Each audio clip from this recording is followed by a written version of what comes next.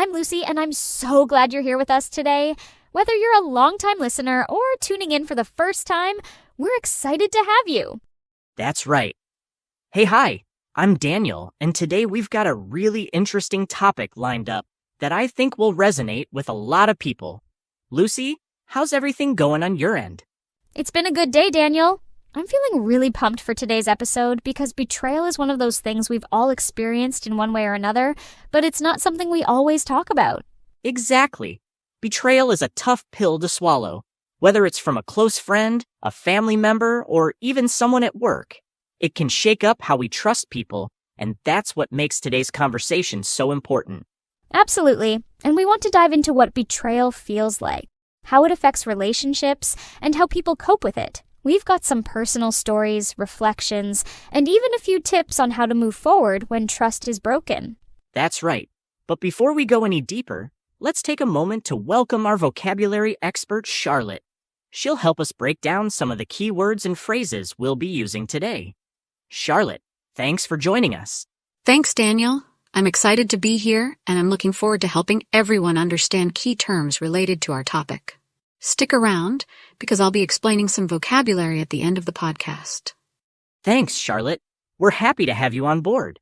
Now, back to our topic, betrayal. It's such a personal and emotional experience, and it affects everyone differently. Lucy, have you ever been betrayed by someone close to you? Yeah, unfortunately I have. I think we all go through it at some point in our lives. There was a time when a close friend of mine shared something very personal that I had confided in her. It felt like my trust was completely shattered. That sounds really tough. It's always harder when it's someone close to you, someone you never expect to hurt you. Exactly. I wasn't just hurt by what she did, but it also made me question every other relationship in my life. Trust, once it's broken, is so hard to rebuild, you know? I completely get that. Betrayal doesn't just affect your relationship with that one person. It impacts how you trust others going forward. I had that feeling in the workplace once, when a coworker I trusted took credit for something I worked really hard on. It was a big project, and when they took the spotlight, I felt completely blindsided. Ouch.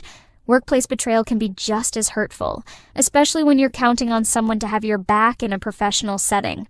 It's like it hits you out of nowhere. Exactly. And what makes it worse is that it changes how you interact with people in the future. You become more guarded, and it takes a lot of time to rebuild that trust. Yeah, betrayal forces you to put up walls. But it's also a learning experience. It teaches you who to trust and what boundaries to set moving forward. Definitely. It's a painful lesson, and that brings us to our next point, the emotional impact of betrayal. When you're betrayed, it's not just a simple case of being hurt. It messes with your trust, your self-esteem, and even your sense of security in relationships. Right. Betrayal makes you question everything. Your choices, your judgment, and even your value in the relationship. For me, the hardest part wasn't just losing that friend, but losing the confidence I had in myself for trusting her in the first place. That's such a common experience.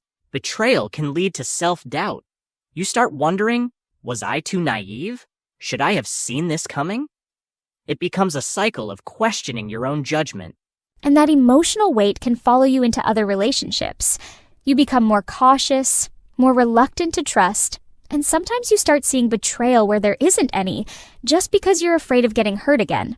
Exactly. It's like you're always on edge, expecting something bad to happen, even in relationships where there's no actual reason to doubt anyone. That fear can stop you from truly connecting with others. Yes, it's exhausting emotionally. You're trying to protect yourself from being hurt again, but at the same time, you're missing out on deeper connections because you've built these walls. And those walls aren't easy to bring down once they're up. That's the hardest part, isn't it? Learning to trust again, but also being smart about it. You don't want to close yourself off, but you also don't want to get hurt the same way twice. It's a balance between protecting yourself and staying open to new relationships. Exactly. And part of that balance is recognizing when it's okay to let go of the fear and when to establish boundaries that protect your emotional health. You can still trust people, but with more awareness of who truly deserves that trust. It's definitely a process. And I think that leads us into the next point: why people betray others. It's easy to focus on the person who was hurt, but understanding why betrayal happens is a big part of moving forward. Definitely. People often betray others not out of pure malice, but because of fear, insecurity, or even self-preservation. For example, someone might betray a friend because they're afraid of losing something, whether it's status, a relationship, or even just the upper hand in a situation. Yeah, and in a professional context, it could be driven by ambition. People betray their colleagues to get ahead, to make themselves look better, or to gain favor with a boss. It's often about selfish motives, but there's usually more complexity to it. Exactly. And sometimes betrayal isn't even intentional. It can come from people who are emotionally immature, who don't fully realize the damage they're causing because they're only focused on their immediate needs. It doesn't excuse their behavior, but it helps to see that betrayal can come from a place of personal weakness rather than strength. That's such a key point. Betrayal is often about the person doing the betraying. They might be dealing with their own insecurities, jealousy, or fear of failure. Understanding that doesn't take away the hurt, but it can make it a little easier to see that the betrayal wasn't always about you, but about their internal struggle.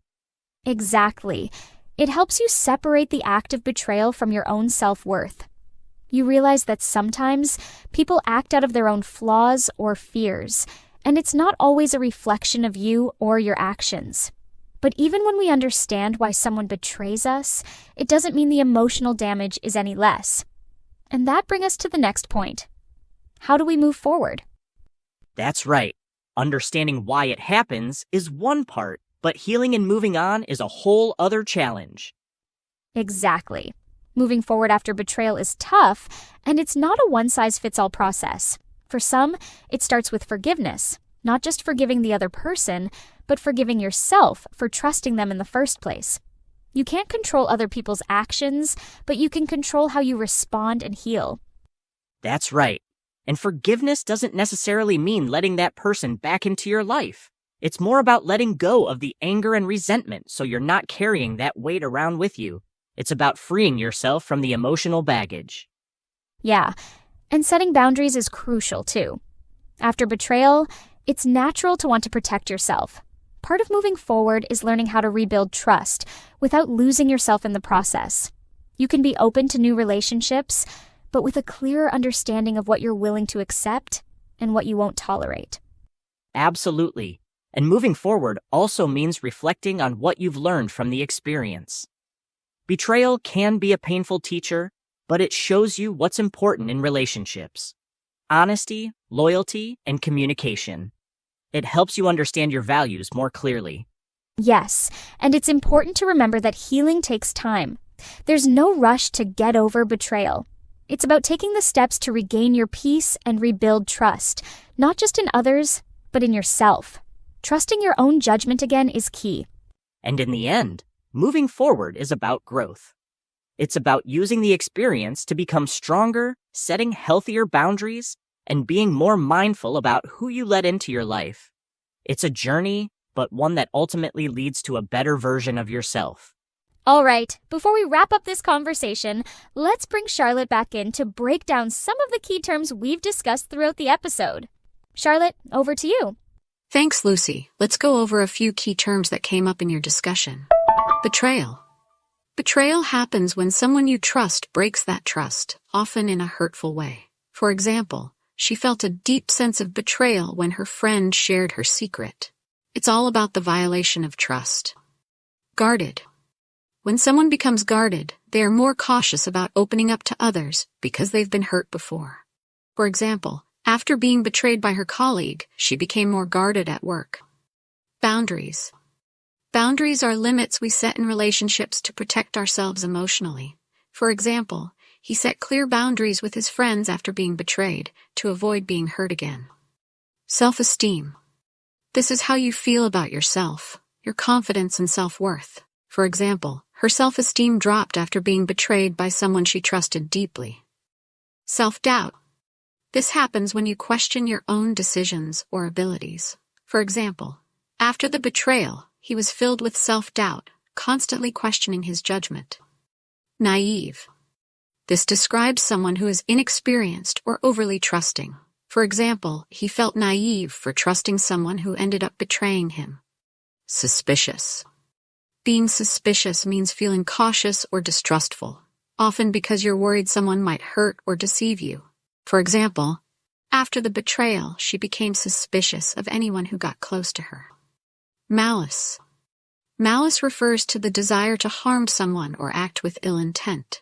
For example, they acted out of malice, hoping to get revenge for what happened.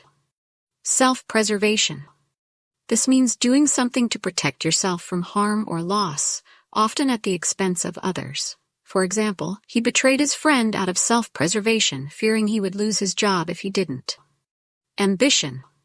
Ambition is a strong desire to achieve something, often with great effort. For example, her ambition to succeed in her career led her to betray her colleague. Insecurity. Insecurity means lacking confidence or feeling uncertain about yourself. For example, his insecurities made him betray his friend, thinking he wasn't good enough without taking shortcuts. Emotional immaturity.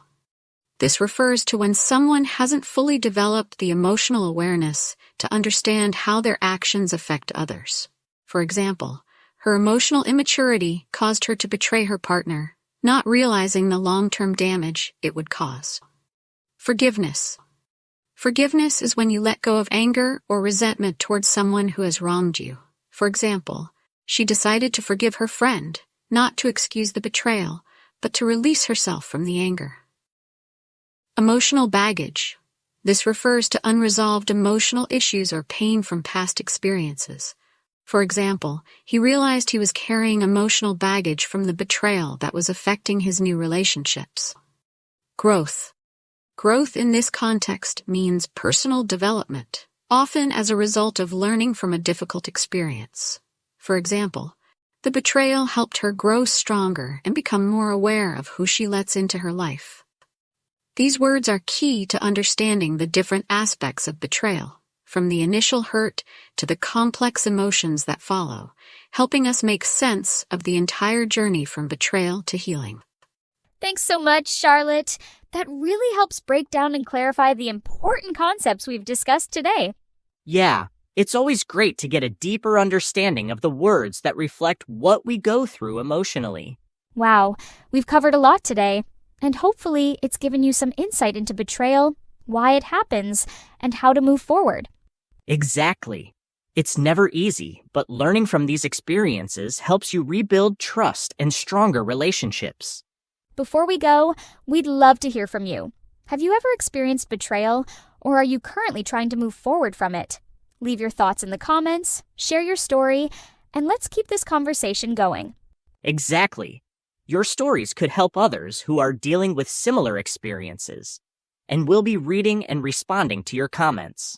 Thanks again for joining us today on the English Leap podcast. If you found today's episode helpful, don't forget to like, subscribe, and share it with someone who might need to hear this. Yes, and make sure to hit that notification bell so you don't miss our upcoming episodes. We've got a lot more insightful conversations coming your way. Until next time, take care of yourselves, stay strong, and keep learning. We'll see you soon. Bye, everyone, and thanks for tuning in.